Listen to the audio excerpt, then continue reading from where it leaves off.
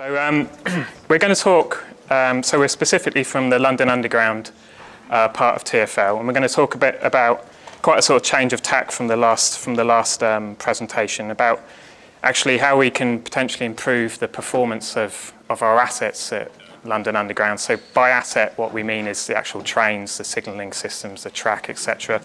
How we can maybe, hopefully improve that through using data science techniques.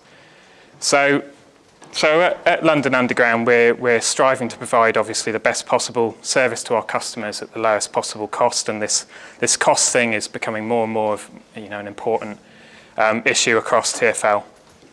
And obviously, the quality of the service we provide, there's a lot of customer experience and other things come into this, but obviously, what most customers care about is whether the tube train they're getting on in the morning is absolutely rammed or delayed or whatever. So it's obviously strongly dependent on the performance of our service delivery assets.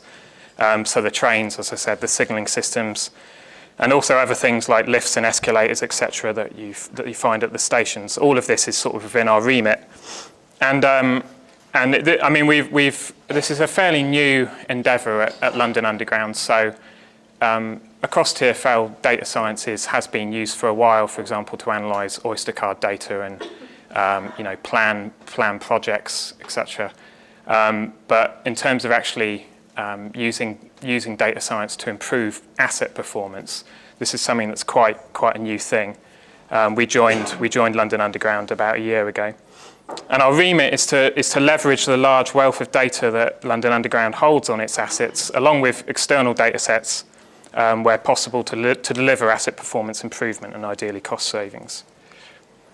So this next slide is supposed to give you a bit of a overview of what we're trying to do and the data sets we have available. So each of these boxes is a data set that we have potentially available. So right at the bottom here, you have the delays incurred. So we have we have information on what delays have happened, what caused those delays, what kind of an impact they had on the customer in terms of several X minutes. X thousand people were delayed for Y minutes, for example. And then we have information on asset failures. So when, where, how, why a failure occurred. Asset availability. So where are our assets? Are our assets available for service? Are trains sitting in depots? Are they out on the track in service? And so on. And then we have a wealth of other information. Data sets that we can use, so information on how the assets are maintained, how they're used, so for example the mileage that trains are doing, the condition of the trains, so for example we've got some remote condition monitoring data sets which give you a feed from, for example, some of the train or signalling system, a live feed of the sort of life events that system is going through. So, for example, doors are opening, doors are closing, I'm going at this speed, I've suffered this alert, etc.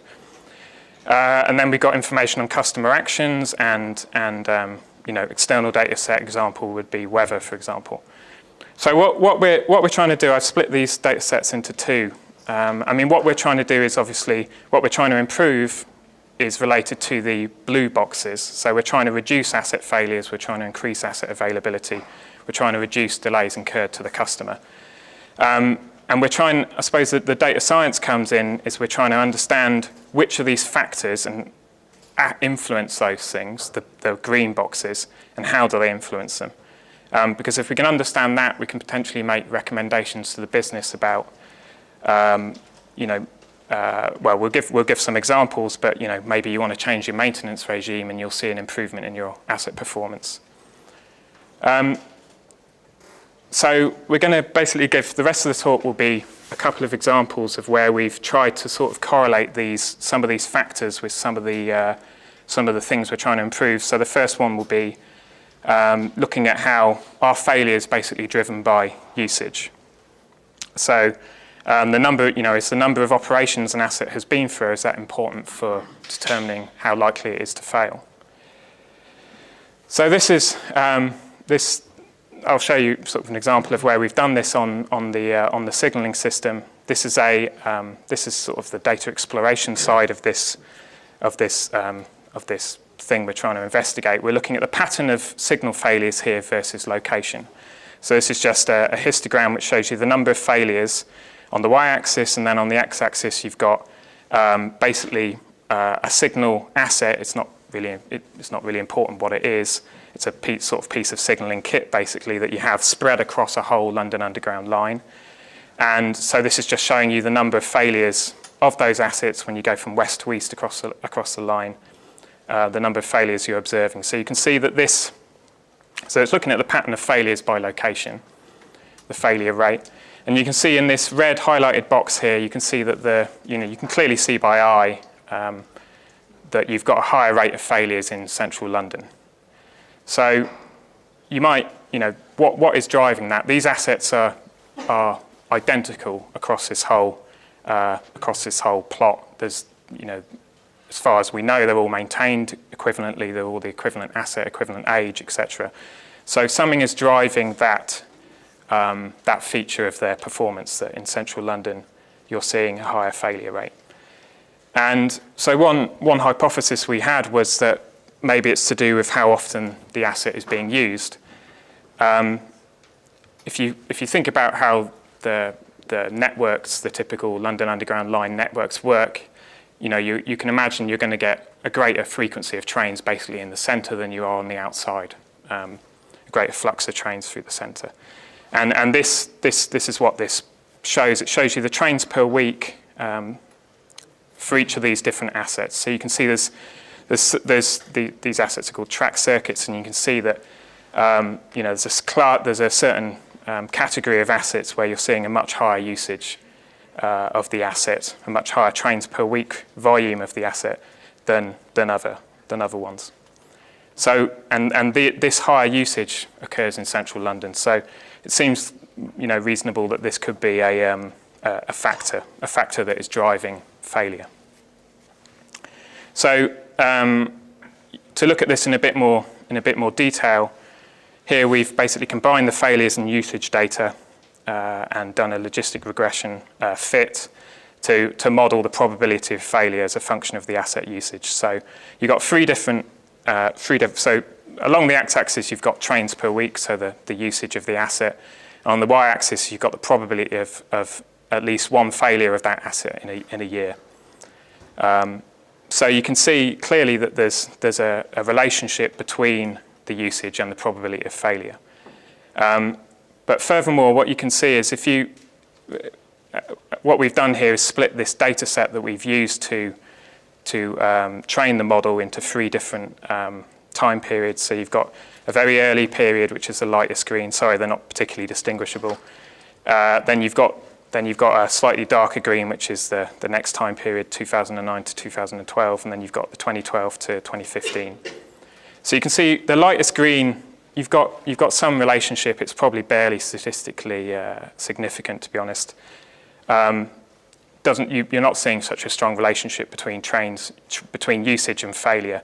But when you get to the later time periods, so as these assets are aging and wearing out, you're seeing this relationship become much stronger. And you're also seeing a shift, an overall shift in the failure rate as well. So this is evidence, we believe, that these assets are wearing out. As time goes on, you're getting more and more chance of them failing, and they're wearing out quicker with higher usage. So,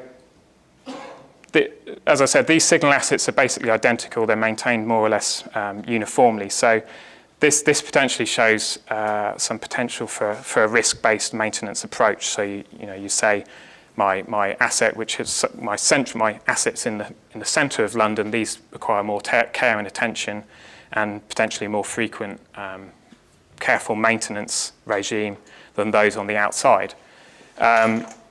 So this could potentially save you money, of course, because if you're at the moment we're maintaining everything in a careful way.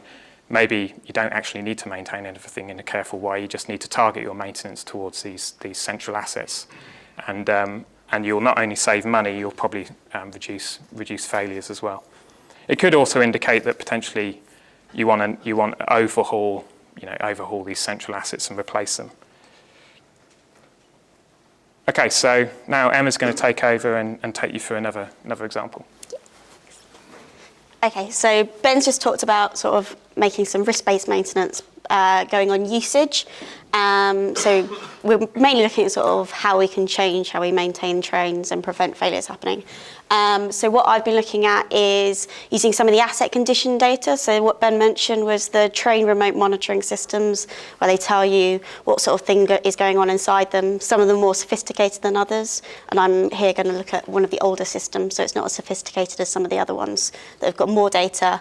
So using these train event logs, and what I'm going to be able to do, hopefully, is predict how these